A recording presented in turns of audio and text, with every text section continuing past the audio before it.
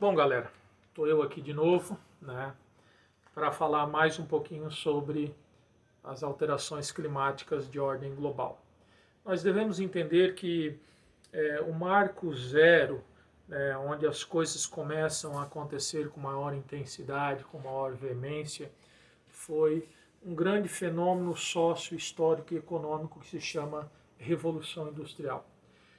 A partir deste fenômeno que marcou a história da humanidade, sobretudo a história econômica do planeta Terra, onde nós temos o nascimento da indústria, das fábricas, com todo aquele esplendor, com os chaminés liberando fumaças e gases de efeito estufa nas cidades inglesas e posteriormente com a sua disseminação para outras grandes cidades e grandes centros europeus, como as cidades francesas e posteriormente também a Alemanha, e mais tarde então onde a indústria ela veio a se disseminar para o Novo Mundo, é que nós tivemos então, pode-se dizer, um processo que culmina nos dias atuais com o aquecimento global.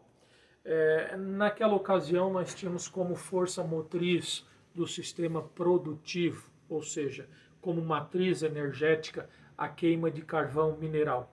O carvão mineral, ao ser queimado para mover as máquinas industriais, ele liberava muito dióxido e monóxido de carbono para o sistema atmosférico.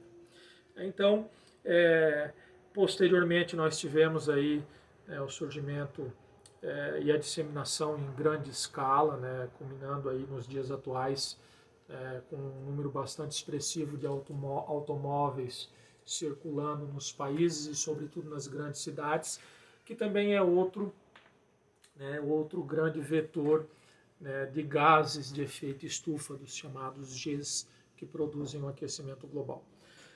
Então, nós podemos dizer que o grande vilão do aquecimento global, sem sombra de dúvida, são a queima de combustíveis fósseis.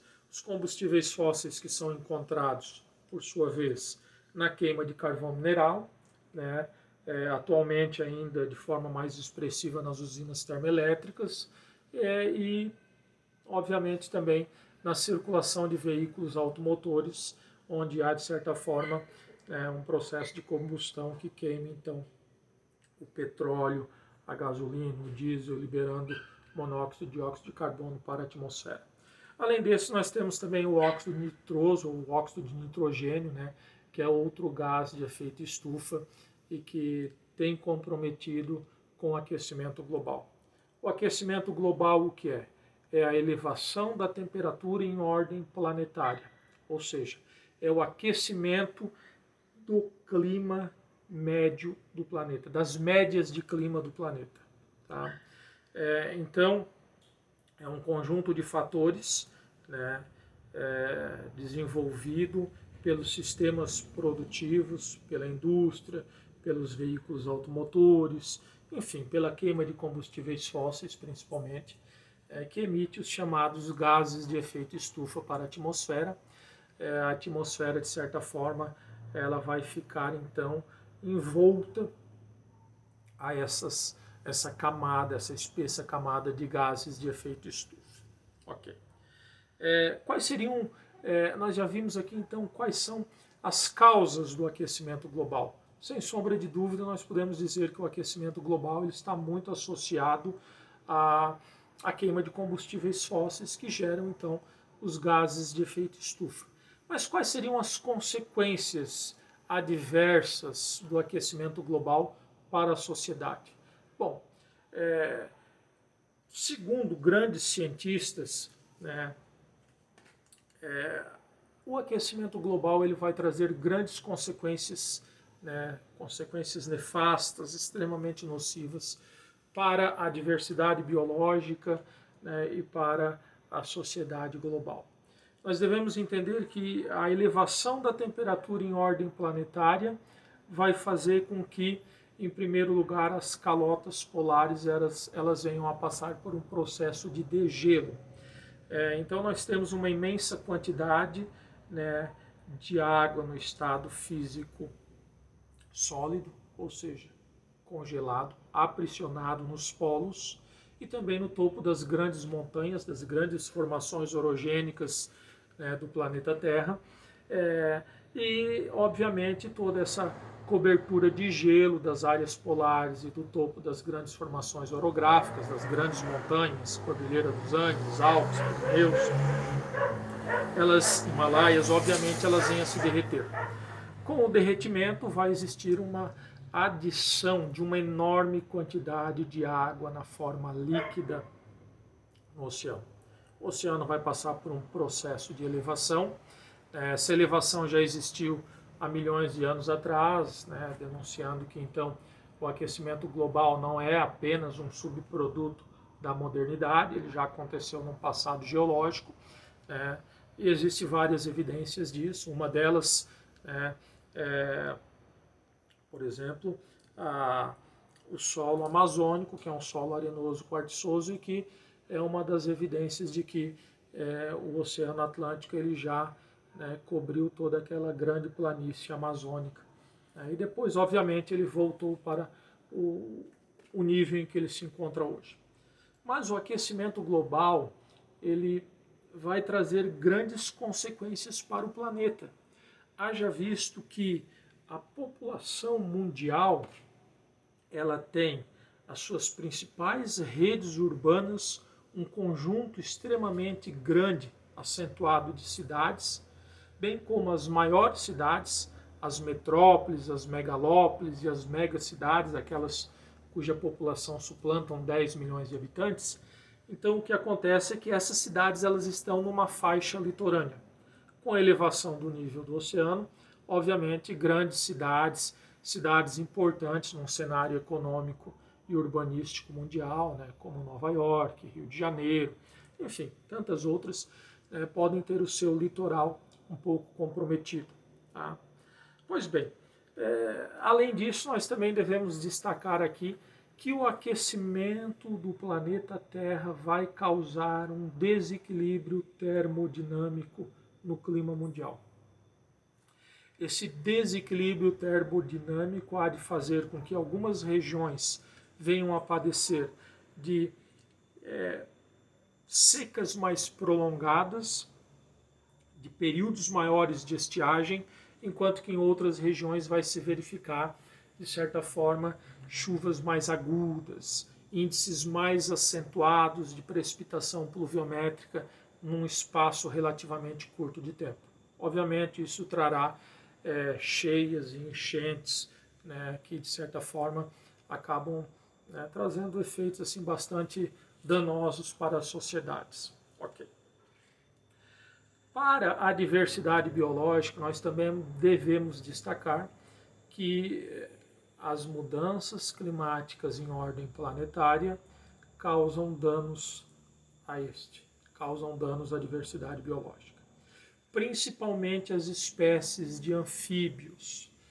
As espécies de anfíbios são espécies que têm uma respiração cutânea, são espécies mais sensíveis a grandes ondas de calor e automaticamente então elas tendem a passar por um processo evolutivo. Caso contrário, algumas dessas espécies podem até se extinguir do planeta. E, obviamente, por se tratar de uma extinção de espécies, nós podemos, então, estar diante de um certo desequilíbrio ecológico. E todo desequilíbrio ecológico, ele não é nada positivo. Muito pelo contrário. É um fator negativo para o equilíbrio termodinâmico do ecossistema local e, obviamente, para a ciência, para a própria humanidade.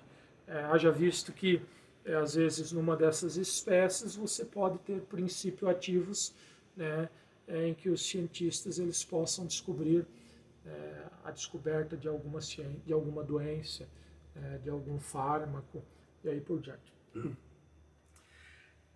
No que diz respeito aos biomas brasileiros, nós temos aqui os domínios fitogeográficos, os biomas do país: Pantanal, Campos Sulinos, Floresta Amazônica, Mata Atlântica, Cerrado e a própria Caatinga.